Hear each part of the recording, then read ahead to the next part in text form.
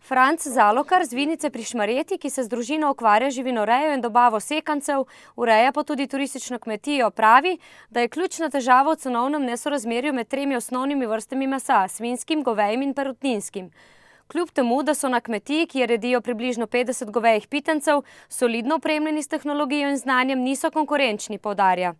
S tem cenovnim nesorazmerjem, se pravi, podražilo se je energent, beljakovine, sicer jih imamo v večini doma, vitamini, voda tudi vsako leto je dražja, zato lahko rečemo, da je upravičena podražitev odkupne cene mesa, če hočemo parirati v tem prostoru.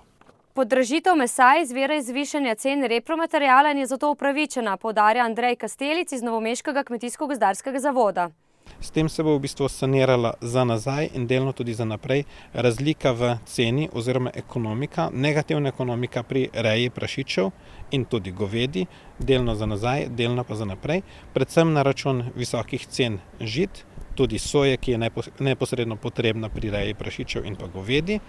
Hkrati pa, kot vemo vsi, ki se vozimo po cestah, tudi gorivo se je podražilo. Predelovalci so dvignili cene mesa, saj so zaznali višje stroške pri rejcih, poudarja Kastelic. Da pa je prišlo do tega odziva, je pa v bistvu osnova spet v Evropi. V Evropi ni mesa in zato je slovenski trg prepoznal višjo ceno slovenskega mesa. Sicer bi šel v Evropo iskat in slovenski rejec bi potegnil krajšo. Leta 2008 in 2009 je že prišlo do večjega dviga cen repromateriala, a se tedaj cene mesa niso zvišale, dodaja Kastelic. S to podražitvijo se tako po njegovem prilagajamo razmeram na trgu.